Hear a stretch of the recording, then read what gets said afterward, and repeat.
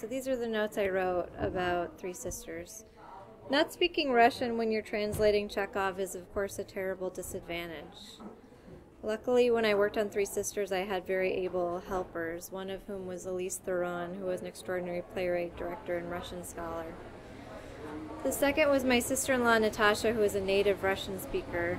She sat down with me and read to me from the original. We would sit on her stoop while her baby slept, and while her 12-year-old daughter, Masha, showed us taekwondo kicks. That Masha asked, "What did the other Masha say?" Natasha would give me literal translations of the idioms, as when Soleoni says, "Pull my finger," meaning just as it does in this country, "make me fart," which the more polite translations usually cover, making Soleoni seem completely opaque. Or when Masha says, "Life is a raspberry," I wanted to keep the raspberry even though it's not readily accessible in English. Working with Natasha, it became clear to me that getting to the root of the original Russian was what I wanted, rather than putting my own stamp on the text.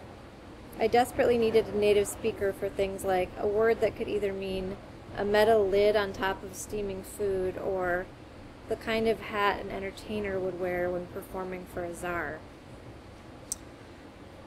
I also talked at length with a teacher from childhood, Joyce Piven, when I was working on the translation.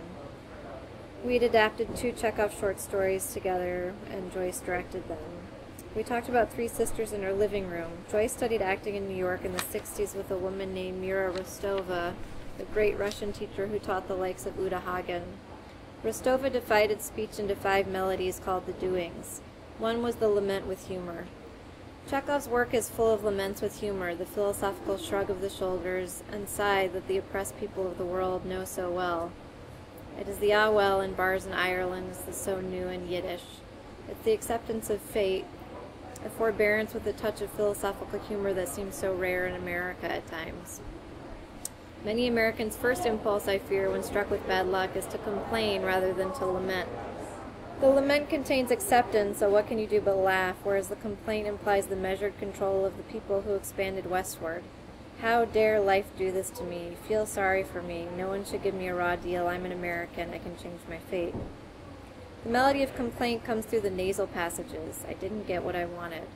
The complaint should, I feel, be avoided at all costs in most theater, but especially in Chekhov, where there's such a danger of it becoming the emotional vernacular of the play. In Rostova's melody, the defy also looms large. The classic defy is Shakespeare's "once more into the breach." Rostova and Piven's notion is that playwrights' words have natural, emotional, and melodic rhythms that should be respected, rather than imposing line readings onto the line. For example, turning the natural sweep of "once more into the breach" into "once more into the breach." I think Olga, Irina, and Masha are often defying their fate to Moscow rather than complaining about their fate, and this assumption often dictated my choice in translation.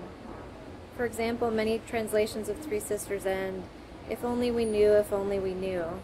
But in the literal Russian, there's no pronoun, as there often isn't in Russian, and it's not necessarily past tense.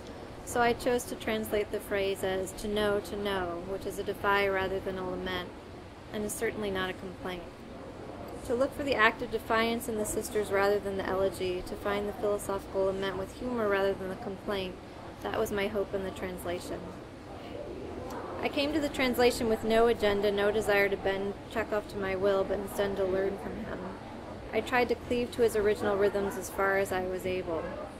Sometimes that involved leaving out pronouns in the English where you might normally see them. For example, in one of Irina's speeches, many translations use "I am crying," rather than, as in the literal Russian, "tears are flowing." "I am crying" implies bodily agency, self-pity, and self-awareness, whereas "tears are flowing" is a sudden discovery of a condition. And the discovery is another melody, another vital doing in Rostova's schema. I think much of the humor of the play comes from the moment-to-moment discovery of emotional states, though the play is often understood in terms of lyricism looking backwards. Instead, the sisters are constantly discovering in the moment that they will not go to Moscow, and they keep forgetting over and over, only to discover the same reality in the next act. The emphasis in the Russian is often on the noun, tears or Moscow, on the event rather than on the subject, I, the self-reflexive emotion. People watching themselves emote and describing their own emoting with an I or a my seems more culturally American and more contemporary. The flip side of the lack of solipsism in the Russian language is the possible abdication of responsibility when one omits the I. And in terms of articles absconding, when Olga describes her headache, she is often translated as saying, my head, when in the literal Russian her language is more fragmented, without an article as in head. One can imagine having a terrible headache and omitting articles. Rather than smoothing out or trying to make the language more logical, I tried to respect the breakages, oddness, and fragmentation that I think Chekhov was working towards. I occasionally included words in the original Russian to give the actors the flavor of the words inside their mouths, which I thought would possibly make their faces move more. And also because I think English is a terrible jackhammer for terms of endearment. Why say dear Masha when you could say Milia Masha? Why say my little dove when you could say Golubchik Moy?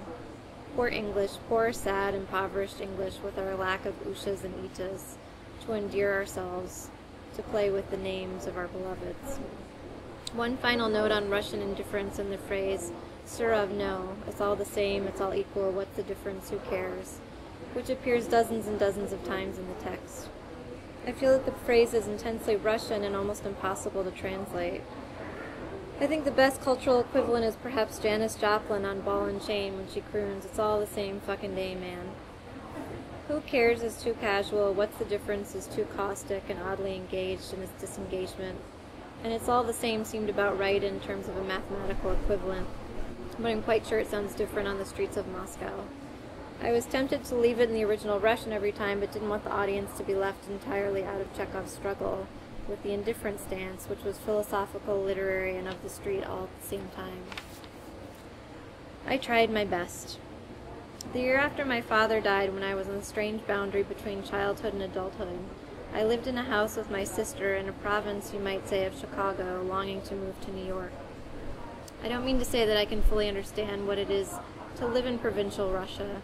All I know is at the time I literally dreamed of birch trees. I didn't pretend to be anything but a translator, but Chekhov's student, and his ridiculously English-speaking student at that. I'm sorry for any havoc I wreaked, and thank you, Anton, for your plays and for your life, for without intending to, giving me the gift of sitting in my apartment while it snowed, trying to translate the line, "Look, it's snowing. What is the meaning of snow?"